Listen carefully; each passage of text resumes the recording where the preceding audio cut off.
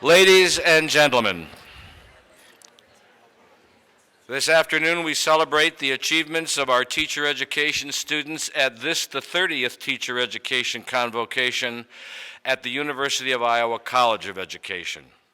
My name is Greg Hammett, and I'll be your Master of Ceremonies this afternoon. Now, I'd like to introduce College of Education Dean Nicholas Colangelo, who will open the festivities by welcoming you and, in his initial appearance as University President at the Convocation, Bruce Harold, to this afternoon's celebration. Ladies and gentlemen, Dean Nicholas Colangelo.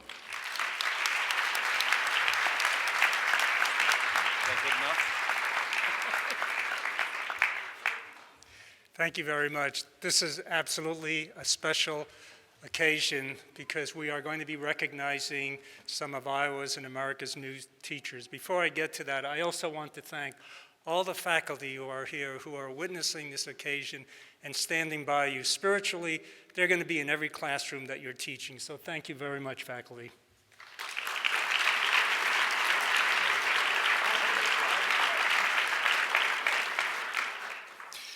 You know, in this room, we probably come from all walks of life. We have a lot of differences between gender, ethnicity, where we're from, and so forth. But, you know, one thing we probably have in common in this class, in this auditorium, is that we've all probably been to school.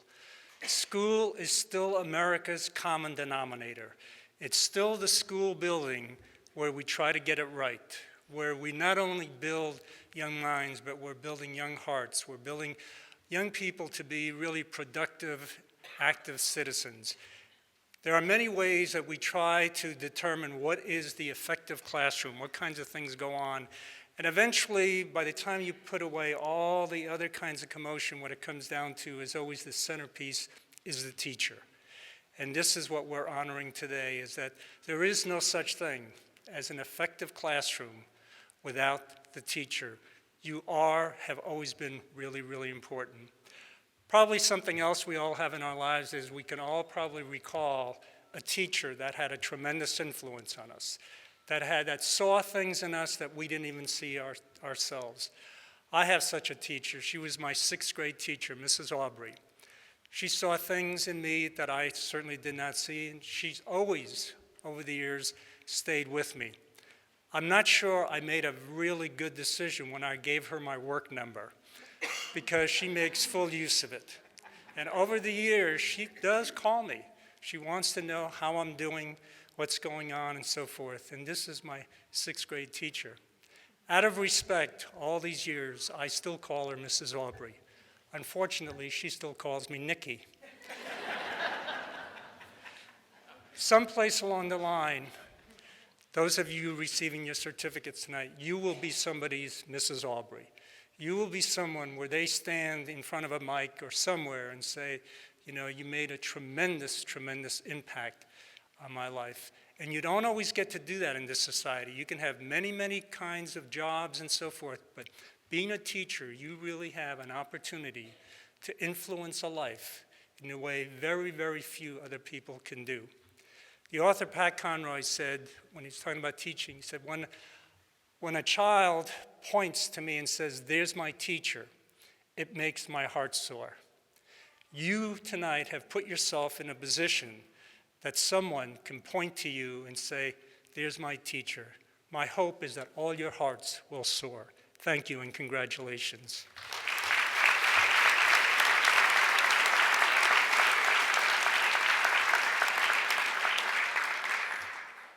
I want to introduce our keynote speaker, Mr. Fred Mims. Fred has been a staff member at the Iowa Athletics Department for the past 38 years, having served as assistant baseball coach, athletic counselor, assistant athletics director, and since '89, associate athletics director.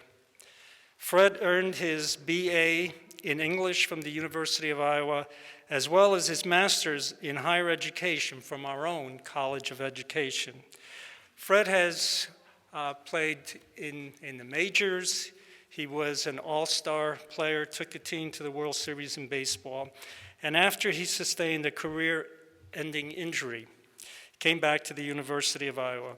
Fred has been tremendously active in the community. He's been on almost every board you can imagine, both within Iowa City and surrounding areas. In 1995, Fred was recognized by the National Association of Athletics Advisor with the Lan Hewlett Award for Outstanding Performance and Sustained Service as an academic advisor for athletics. Fred's entire career, and I've known him for a number of years, has been to advocate for education, to advocate for the importance of academics. He is clearly here tonight, not only as one of our alums from the College of Education, but to talk to you about the importance of education, not only now, but always for the rest of your lives. Our keynote speaker, Fred Mims.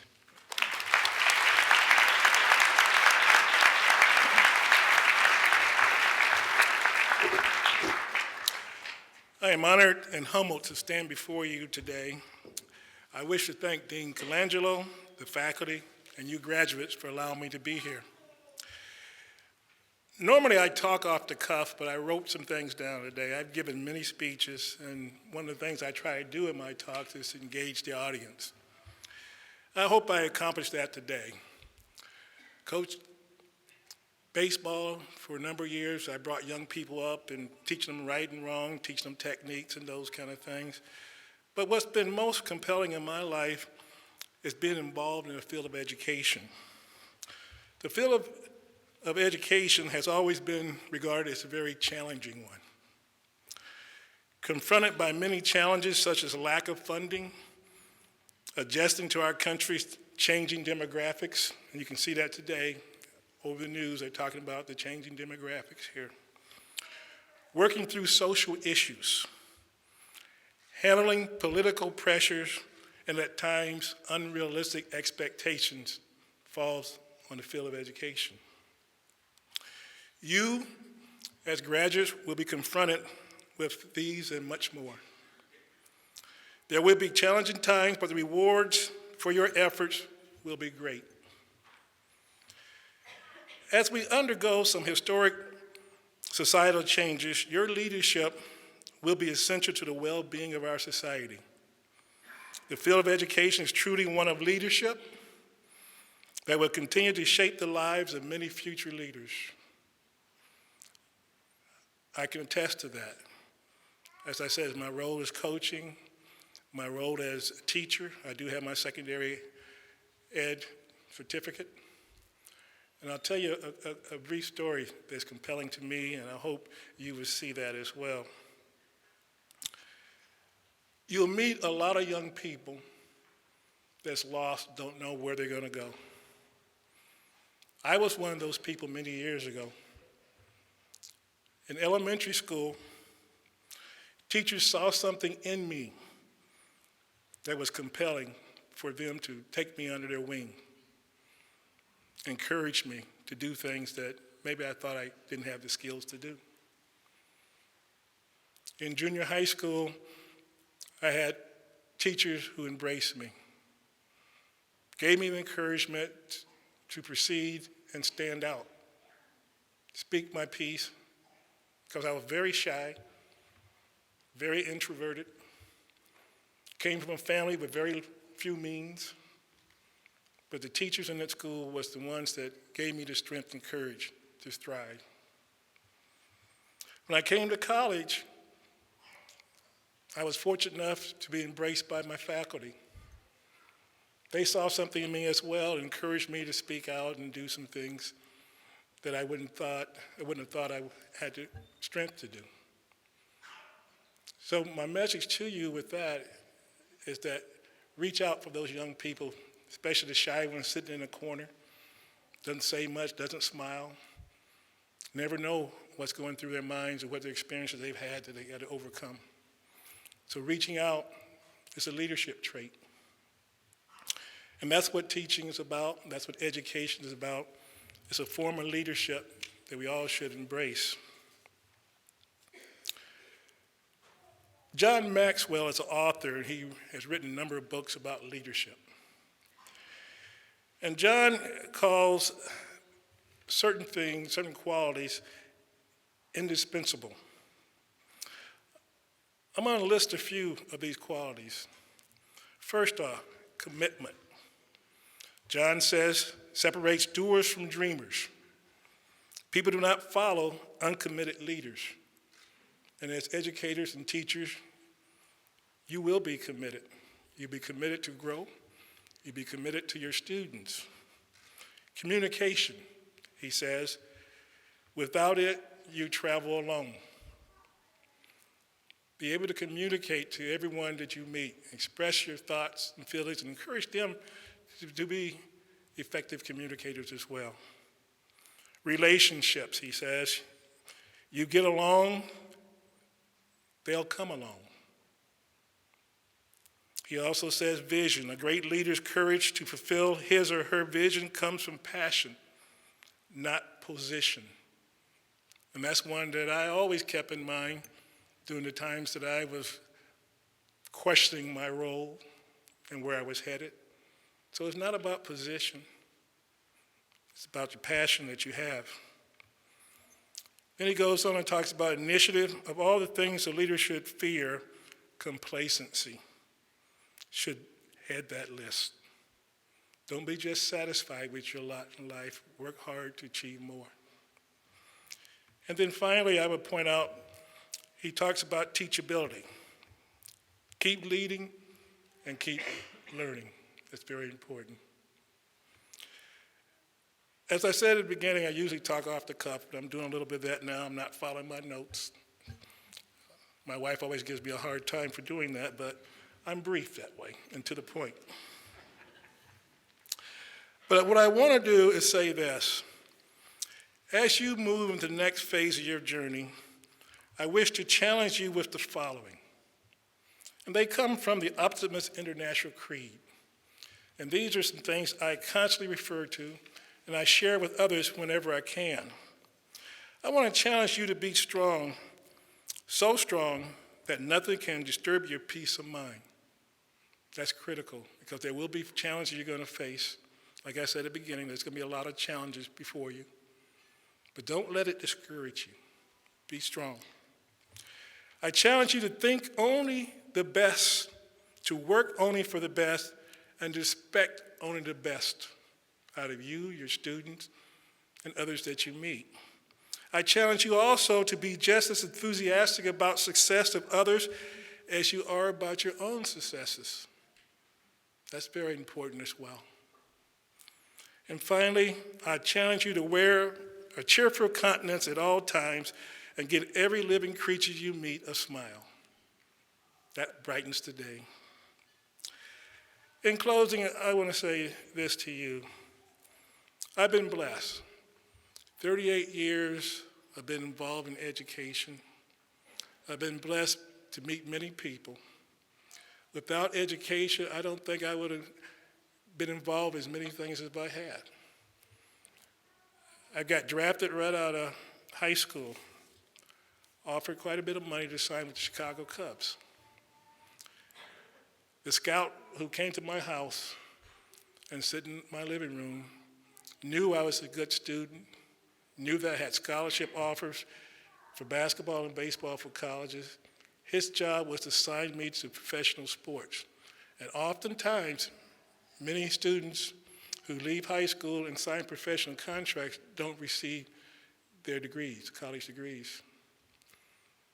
He said, talking to me, my parents left the room, and he said, "Fred, I've been following you since you were a sophomore in high school. Go to college. Get your education. Pro sports will be for you." But, he says, if anyone ever asks you why you didn't sign with us, don't tell them I didn't tell you to sign, okay? And what he did for me that day is a blessing. And when I came to Iowa, I was doing real well. I had scouts calling me. I was one of the top hitters in the country. And after the game, we played Ohio State. I'll never forget this. I saw him between games. He said, "Fred, everybody's interested in you now. Remember what I said. Get your degree. Pro sports would be for you." And true enough, I did graduate from the University of Iowa, got my education, and played professional sports for a number of years. And never forgot how important education was. I came back in the off season, instead of going and playing winter ball, I came back to University of Iowa to work on my master's degree. So I'm very thankful for advice that people have given me, and I'm quite sure those students you interact with would be very happy and pleased with the advice you give them. Good luck to you. And I always say, today's Hawkeyes are tomorrow's leaders. You're today's Hawkeye. You're going to be tomorrow's leader. We need you. Thank you.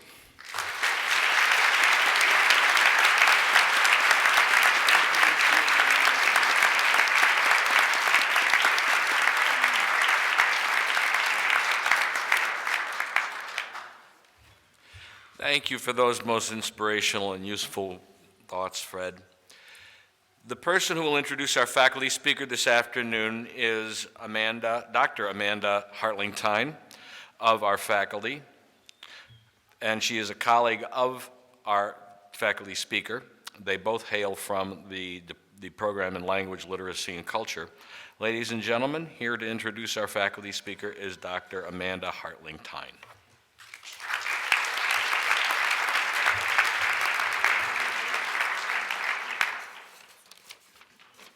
Need a few more people to introduce us, huh? Good evening. It's my honor to introduce my friend and colleague, Dr. Renita Schmidt. Only her mom calls her Renita, though, so I know her as Nita. A former elementary school teacher, Dr. Schmidt holds a BA from Iowa State University, an MAT from Morningside College, and a PhD from the University of Iowa. She spent 6 years as a faculty member at Furman University before returning to Iowa as an associate professor in 2011. Dr. Schmidt is a faculty member in the Language, Literacy, and Culture program, and she's coordinator of the elementary education program. Additionally, Dr. Schmidt is the co-director of the Strong Girls Read Strong Books program, an after-school book club that serves young girls in a high-need school. Now, let me tell you what's really impressive about Dr. Schmidt. Dr. Schmidt believes in teacher education. Not teacher training, but teacher education. What I mean is that Dr. Schmidt believes that becoming a teacher is not about mastering a set of procedures or protocols. Instead, it's about entering into critical conversations and about becoming an intellectual, a professional, a leader, and a skilled practitioner. Dr. Schmidt believes that teaching is both an art and a science, not one or the other. In short, Dr. Schmidt embodies what all of us on this stage believe about teacher education at Iowa. Please join me in welcoming Dr. Renita Schmidt.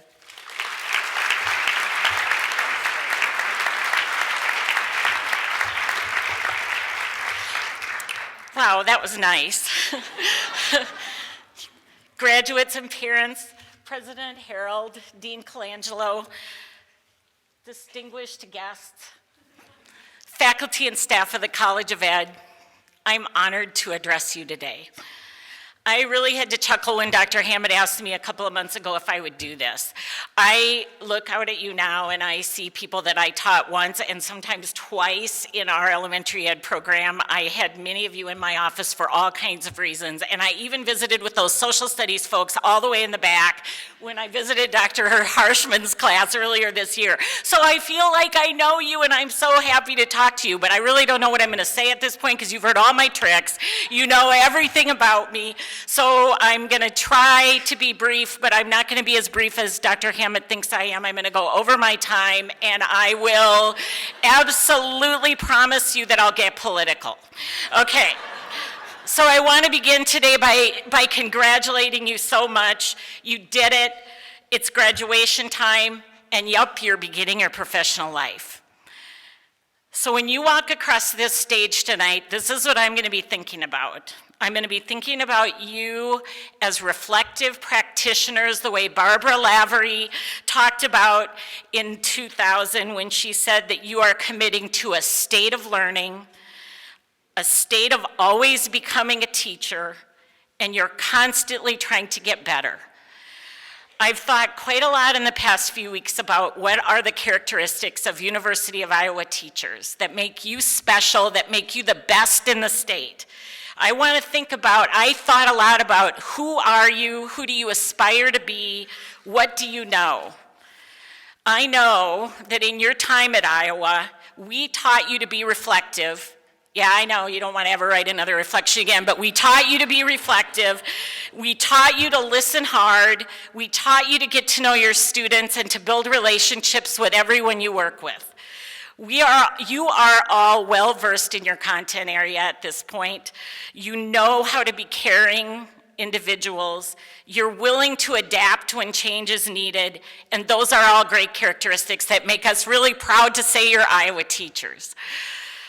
I also believe that you are going to follow the same path as many of the people that are up here on this stage. And now it's time for you to get going and do the doing. And that's the title of this talk. Get up and get busy, think hard, and dig deeply. Yeah, you thought you were done. You're not done. It's a life of teaching, scholarship, and service. So let's start with teaching. I'm a believer in you spending a lot of time laying on your bed and thinking about being a teacher. What am I going to look like in that classroom? What are those kids going to be talking to me about? How am I going to be talking to them? What am I going to be doing for my instructional practices, and how am I going to get better at it every day? You've been envisioning that person, that professional, and now you're ready. It's time to get up and act, get your stuff going and get ready. You know, you're graduating in December, and it's not the best time for getting a job. A lot of you are going to be filling somebody else's shoes for the rest of the year or subbing, and it's the hardest job there is for being a teacher. But you're going to learn a lot if you're doing that. And I know that you're going to only look at those practices that teacher is enacting and think, yeah, that's a good idea, I'm taking that one for myself, but you're also going to think critically and sometimes think about ways you can adapt those ideas that you see.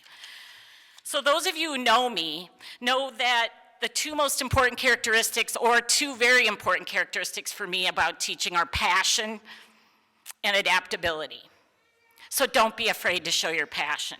I know I've driven a lot of you crazy with my passion and my globalized thinking, but I'm suggesting now that you remember the importance of changing things up in your classrooms and not acquiescing to sameness. Be passionate about this wonderful profession that you are entering. You're going to be teaching a new generation of students who are more diverse than any U.S. population that ever came before. That comes with new challenges and concerns. Education is a system, and it would almost seem like Fred and I wrote this together. I was drawing a lot of threads between what he said and what I'm saying to you. Education is a system that copes with many myths and assumptions, and a population of stakeholders who have spent many, many years in this place called school. They think they know what we do. We've challenged you to think outside the box of that. Along with those same feelings come misunderstandings from people who think about current research-based practices. There's something that Lou LeBrant, a longtime professor, called word magic, swirling around those constant current issues of education. Let's talk about one of those issues right now, poverty. So realistically, we live in a capitalistic society. Privilege and money are a lot more powerful than education. Do you know that statistics from the US Census tell us that in the US you are 2.5 times more likely to be a rich adult if you were born rich and never went to college than if you were born poor and graduated from college? Education's not the way to end poverty. Teaching all children and providing equal opportunities for every child to learn were the ideas Lyndon Johnson addressed way back in 1964 when he enacted the Elementary and Secondary Act, in the hopes that that would help end poverty in the US. Sadly, poverty has continued to rise, and the National Center for Children in Poverty tells us that the percentage of 6 to 11-year-old children who live in low-income families has been on the rise from 39% in 2007 to 45% in 2013. Even more startling than that is the ethnic result of that. And when you look statistically at who is poor, 66% of Black children, 64% of Hispanic, 62% of American Indian, and only 31% of white. I say the only in regards to the other statistics I gave you. Many more children of color are living in poverty than white children, and our schools reflect those differences. Poverty brings trauma to children, and that brings trauma to families, and that brings trauma to school. I want you to think about that every day, and I know you do. The students you teach in the coming days will all have the right to imagine and wonder about the world and everything around them, to feel engaged as critical and active learners, and I hope you teach with those goals in mind. I also want you to remember to let the world know that teaching is a scholarly endeavor. In your work as school teacher, I know you will use your own unique and creative ways to help students find something to say in their own unique and creative ways. And both the uniquenesses of children and the uniquenesses of teachers are very important in that enactment. Each one of you is an individual, and you have experienced life in interesting ways. I hope you share your study abroad experiences, your work in the local community center or after-school program, your time helping children with special needs, your experiences waiting tables in Iowa City, and I'm looking at Adara working at Riverside at the gambling center, and closing the bar in the middle of the night and getting to class at 8 o'clock the next morning. Every life experience you've had at Iowa matters to your identity as becoming an educator. Show kids who you are by sharing your daily discourses or ways of being. Those ways of being are scholarly.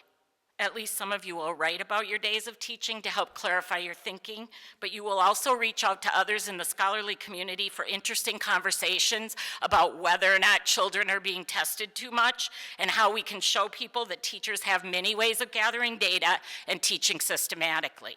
Standardization is not possible in all the important aspects of teaching, and no one on this stage would tell you it is.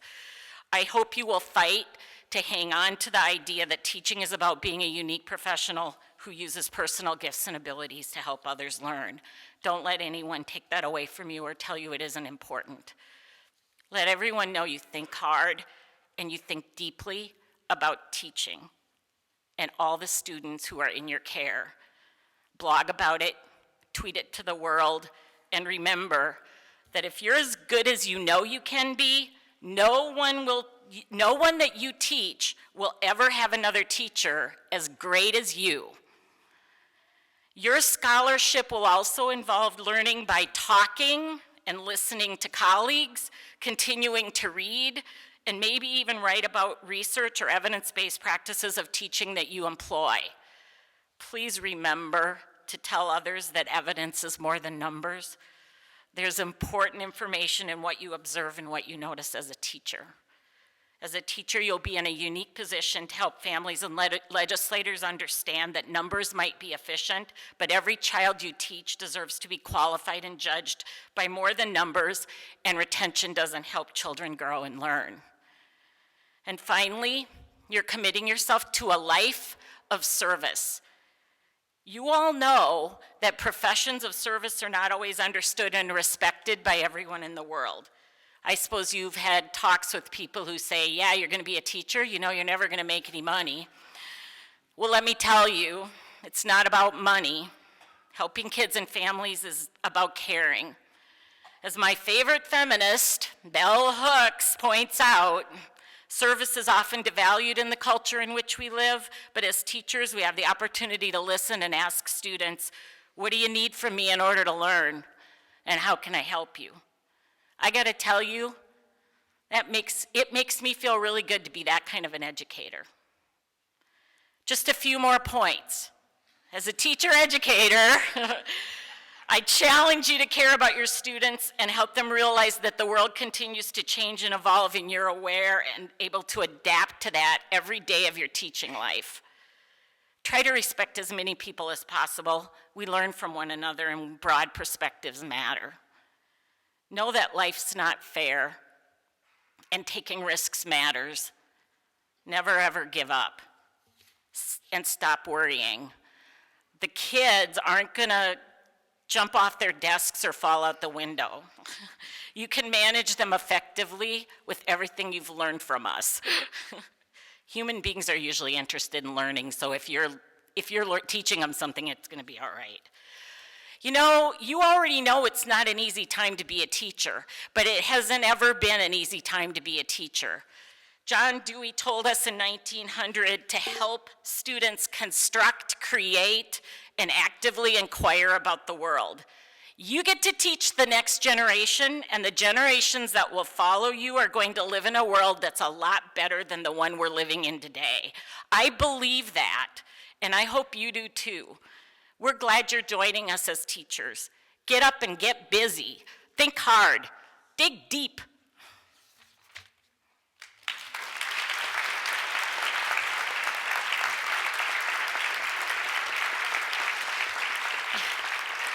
So you're still stuck with me now because I get to, do you have to introduce me to introduce Tasha, or do I just get to do? Okay, I'm just gonna, thank you. Since I took his time, I'm gonna go ahead. So it is my pleasure to introduce our student speaker, Tasha Johnson, who came to us at the University of Iowa 4 years ago from the small northeastern community of Akron, Iowa, the home of Blue Bunny. Now, I told Tasha I was gonna tell a story on her. I always love meeting people from Northwest Iowa because that's where my last teaching job was, way up in rural Northwest Iowa. And I think we went to Blue Bunny on a field trip once. I went with my third graders, I think, at one point in time. So Tasha entered my classroom, I think, did I have you twice? Tasha, yeah. So when I met her in my Reading and Language Arts Methods classroom, she immediately introduced herself to me by telling me that she'd just taken a new job. And yeah, she's working at a bar and closing the bar at like 2 or 3 in the morning and then coming to my class at 8 o'clock in the morning twice a week. So she would come into class with this cute little bun up in her hair here, and I would look at her and think, wow, that looks really good. How did she do that? So she was up talking to me one day, and the smart board is on, and we're working away, and I looked up, and Tasha's shadow is in the smart board, and her hair is just sticking out all over the place, and it's this cute little bun, but it's like, it's electrified. And that sort of exemplifies who Tasha Johnson is to me. Electrified. She's involved herself totally in the Iowa experience, being active in dance marathon, women in business, intramural volleyball and basketball. She studied abroad in the winter program in India, interacting with students with special needs, and she juggled lots of different jobs as tutor, lifeguard, administrative assistant, and restaurant server. She is a tireless, hardworking student, and I see her as a shining exemplar of who you are as Iowa students. Please join me in welcoming her as your student speaker.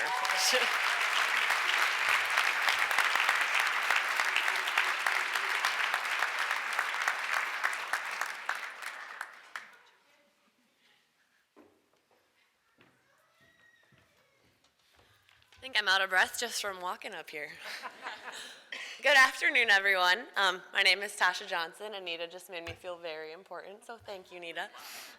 So as you know, I've spent the past semester student teaching along with all of these wonderful people sitting in this room with me. Deep breaths, everyone. We made it. They say that 48.6% of people skip over a song before it's finished due to boredom. With that in mind, I'll try to make this short, sweet, and to the point.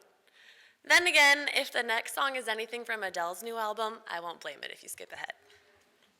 As a child, I grew up in my dad's classroom, mimicking along in my head as he taught. It's a profession that has always held a special place in my heart, and over the years, I've received quite a few nudges in that direction from former teachers. Indirectly, the greatest of those may have come from one of my elementary teachers. I was in 3rd grade in 2001 when the World Trade Center collapsed. Not having a clue what was going on, my class and I walked into our music room as if it was just any other day. Mrs. Martinson, who has a naturally cheerful disposition, seemed a little gloomy that morning as she turned the TV to the news.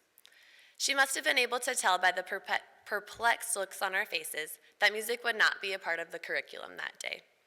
Instead, she comforted us and patiently answered our questions, being the only adult to take notice of our curiosity and concern. She might not have thought she taught us that day, having abandoned a lesson she likely prepared weeks prior, but she had. That day and that specific teacher are 2 of the main reasons why I chose this profession and why teaching is so important to me. Those moments are what define teaching to me. As I have learned from my professors, teachers, classmates, and my own teaching experiences, the core of teaching doesn't always involve the amazing and engaging math lessons you plan or how Pinteresty your classroom is. Education is about teachable moments, being a role model and that person a student feels safe coming to when they might not have anyone else. I know that my classmates and their experiences have given them similar outlooks on the profession of teaching, which is why I am confident in each and every one of our future successes. I am constantly hearing adults, myself included sometimes, saying that they worry about the current school-age generation because of how they are being raised. Well, adults said that about our generation, and we turned out all right, I think. But I also think our class of teachers has the ability to help our students grow up to be good people with good hearts and good morals while receiving their education at the same time. Back to the present, I need to thank each and every one of our professors in the College of Education. From learning creative literacy instruction strategies with Nita, where we realized the importance of a good read aloud, to slicing brownies and word problems with Robert, to taking helpful constructive criticism from our supervisors in practicum, we have learned so much and are thankful for the many exemplary skills we have learned from each and every one of our professors. You have all shown us what good teachers look and act like and have given us a foundation to build our own teaching personalities and our own classrooms someday, hopefully sooner than later. Graduating in December has left some of us unsure of what our next long-term moves will be. But the teachers in the College of Education have provided us the knowledge and encouragement that we need to make it in the real world of teaching. To my classmates, thank you for your endless collaboration and support in creating lesson plans, discussing classroom management, and just being awesome people in general. Your personalities have kept me sane, and I can't thank you enough for that, especially when we spend hours trying to upload our e-portfolios, and they still don't work. To my family, wherever you are, thank you for pushing me to choose the career that makes me happy, even after my mid-college life crisis and changing my major twice. To all of our families, parents, grandparents, siblings, significant others, thank you for supporting us throughout our journey to become educators of the future generation. It means the world to us. On behalf of the student teaching class of fall 2015, we thank the College of Education for allowing us to do what we love. Thank you.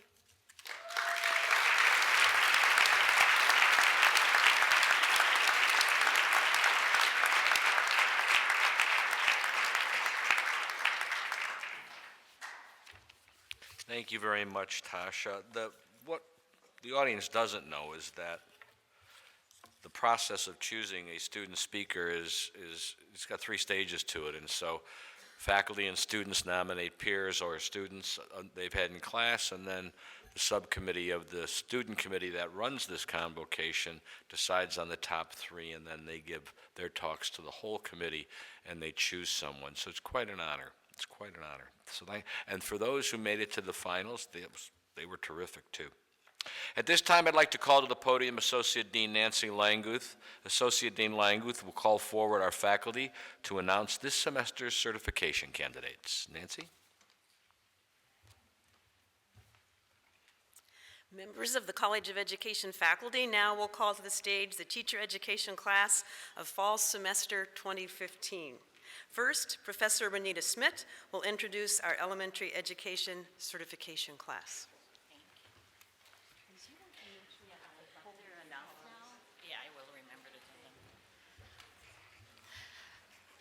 I have the distinct pleasure of asking if you'll please hold your applause until everyone's name has been read. I know you all want to cheer really loudly for your student, but if you could hold your applause, we'd appreciate it. Thank you.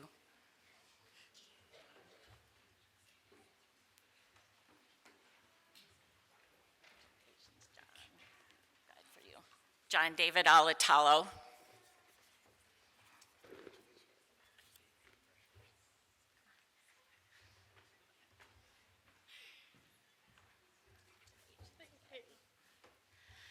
Madison Diane Backstrom.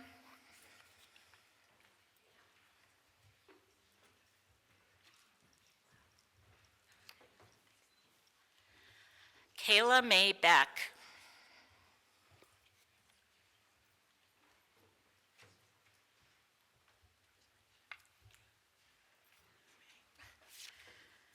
Megan Elizabeth Becker.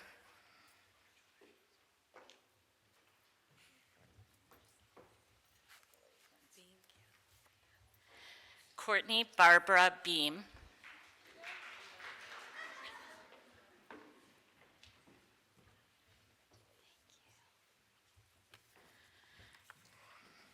Emily Alden Bogart.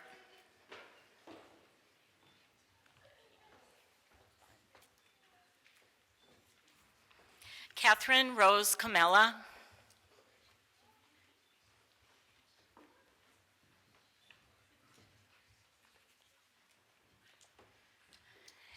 Kayla Dawn Cordova.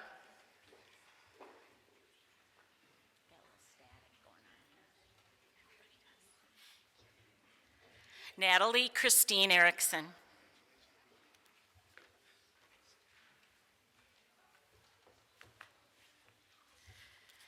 Kenneth Adolphus Gaskin Jr.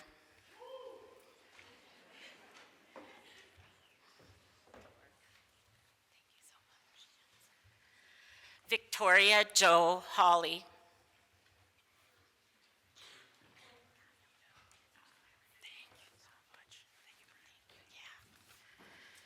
Kyle Paul Hurt.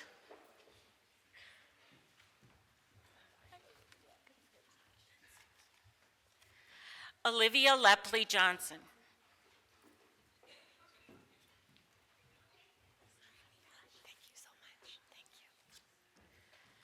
Tasha Sue Johnson.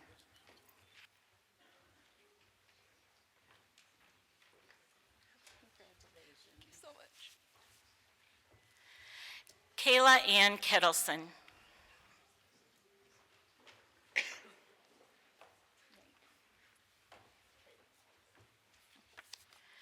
Megan Lynn Lane.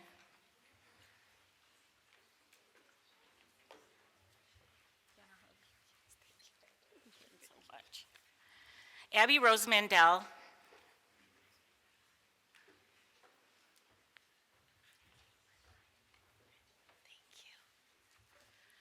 Caitlin Jo McCullough.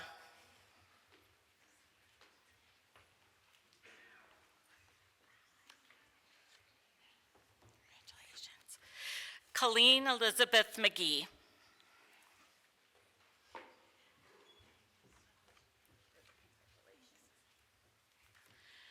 Jory Lynn Marie Means.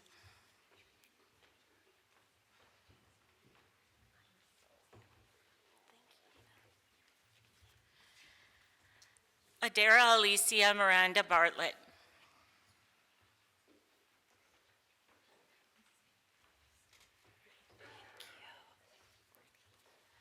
Lindsay Aaron Moore.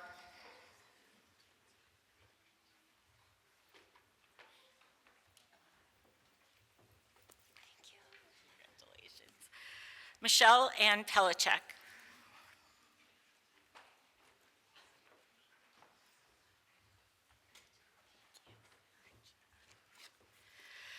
Ayla Marie Polton.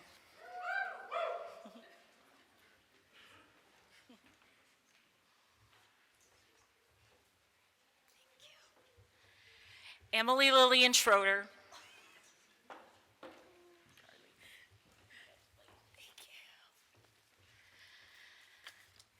I don't know the middle names. I have to look at these. Carly Christine Schultz.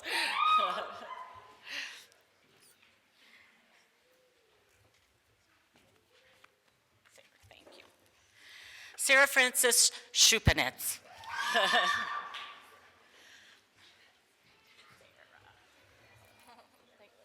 John still have to use. Sarah Louise Watrow. John's last, right? You last, John, again. John Nelson Whistler. Congratulations, elementary candidates.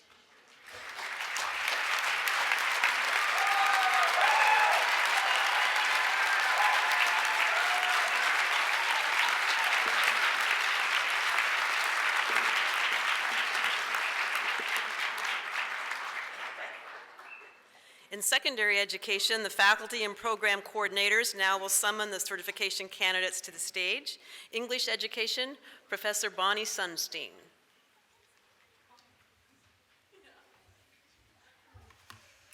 And here are Iowa's brand-new English teachers. I'm very proud of all of them. Betsy.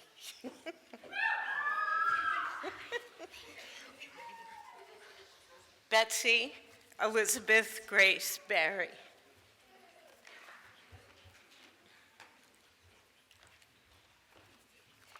Catherine Kat Lee Heyman.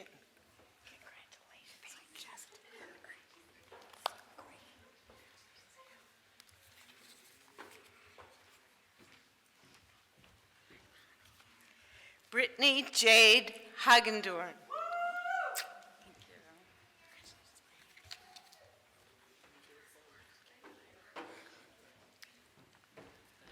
So fast.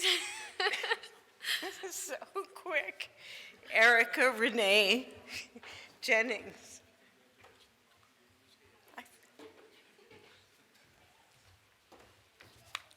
Brittany Ann Lausch.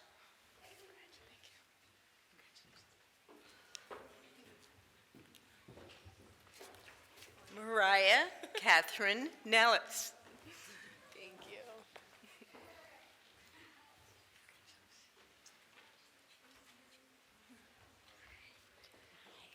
Nicole Elizabeth Smiley.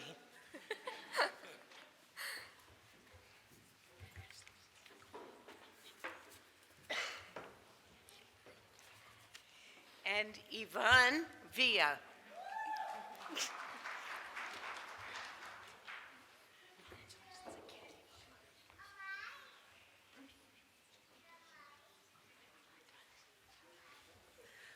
Foreign language education, Professor Leslie Schreier.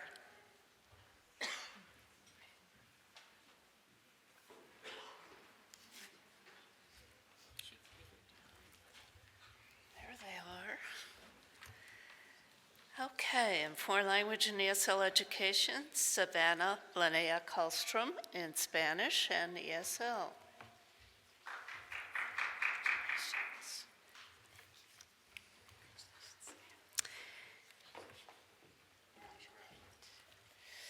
Okay, Allison Elizabeth Seaton, ESL and Spanish.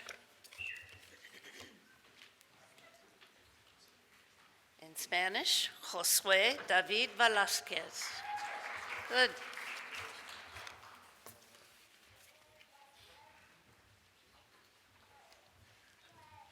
Mathematics education, Professor Walter Siemens.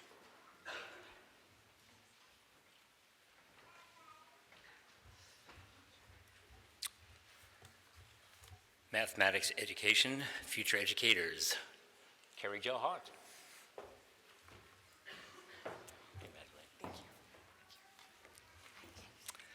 Clancy Green O'Brien.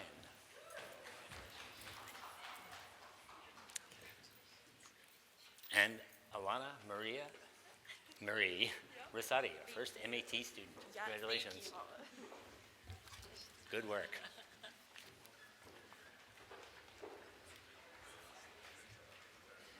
Music education, Professor Mary Cohen.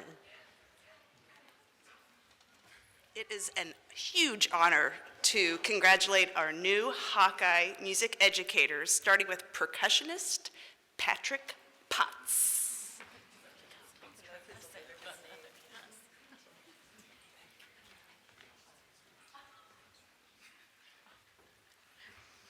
And Hannah Ralston, vocalist.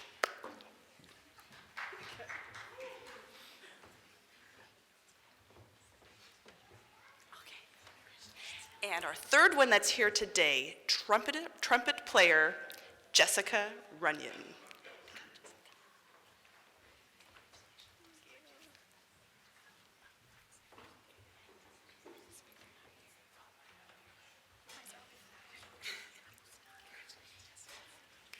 Music educator.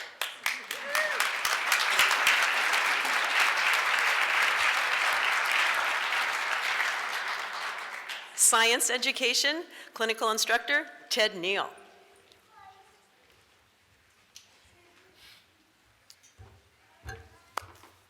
Congratulations. Mandy Nebus Leck.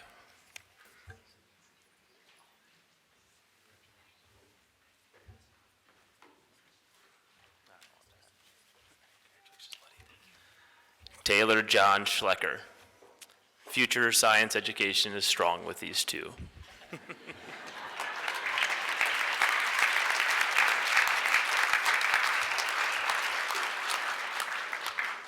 Social Studies Education, Professor Jason Harshman. Good afternoon. It's my pleasure to introduce and congratulate the Social Studies graduates.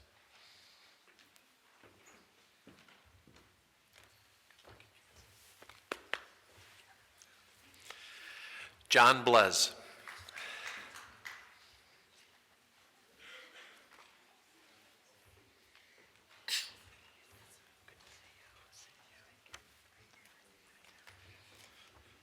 Sean Harris.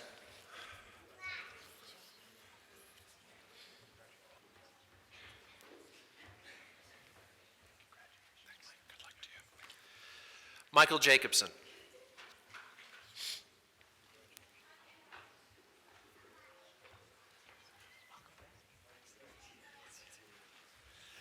Alexander Kinzel.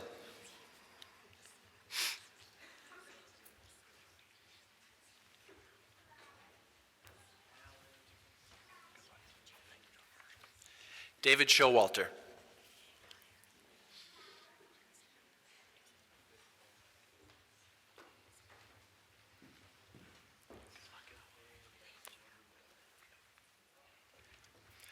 Brooke Worley. Congratulations to the Social Studies graduates.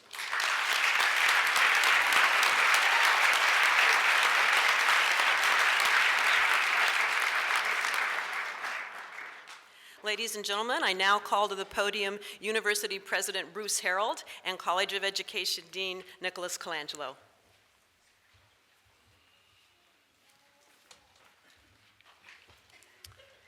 Would the candidates for certification please rise?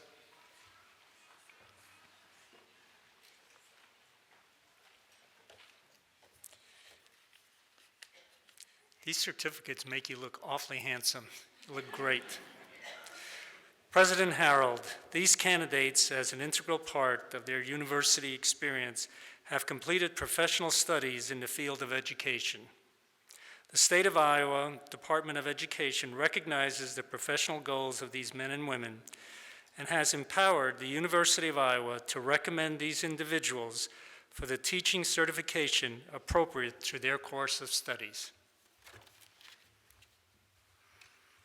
The University of Iowa cooperates with the Iowa Department of Education in preparing men and women who will teach in elementary and secondary schools in our state, in our nation, and around the world. The university takes great pride in fulfilling its charter mission to educate outstanding teachers. To our students who have chosen to enter the most noble profession of teaching and who have met the requirements set by the College of Education in the state of Iowa, I recommend you on behalf of the University of Iowa to the Department of Education for certification as elementary and secondary teachers. My colleagues and I extend to you our heartiest congratulations.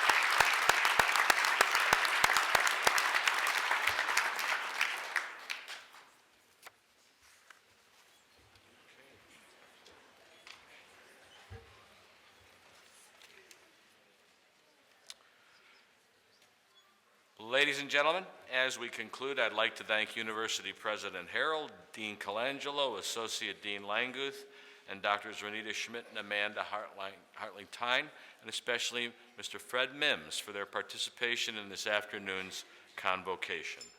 Additionally, I'd like to thank Associate Dean David Bills and all our departmental executive officers in the College of Education for their support in making this afternoon's event a success. Of course, without the planning of our student committee, this event would not be possible. I'd like to recognize and thank Committee Chair Sarah Watrow. Sarah, please stand up. And how about the rest of the committee standing up too? Let's go.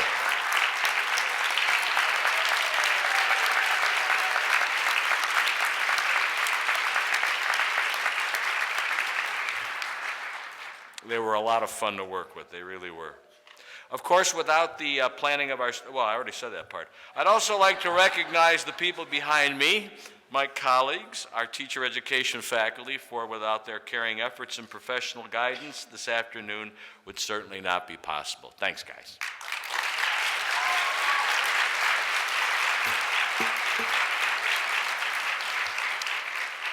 There are several people I would like to especially recognize without whom this event could not go forward. They are the people behind the scenes who make this event happen through their planning and organization of all the convocation's logistics via their role in the Office of Education Services. That's the people you saw moving around and getting things done while you were coming in today. Ladies and gentlemen, I'd like you to join me in acknowledging the indispensable work of the staff at the Office of Education Services.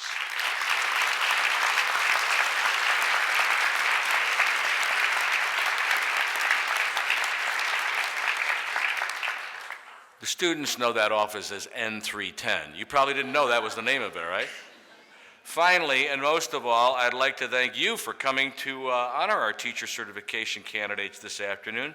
We know that they have made us proud, and we stand secure in the knowledge that the future of our children and therefore our democracy is in their hands, the hands of caring, intelligent, reflective, and innovative professional educators. Now, you received an email from me on Monday. There are only about 50 of you, so you got to belt it out. But it's your last homework assignment you'll ever get at the University of Iowa. Now, ladies and gentlemen, please rise. Turn to the page near the back of your program and join us in singing the University of Iowa Alma Mater.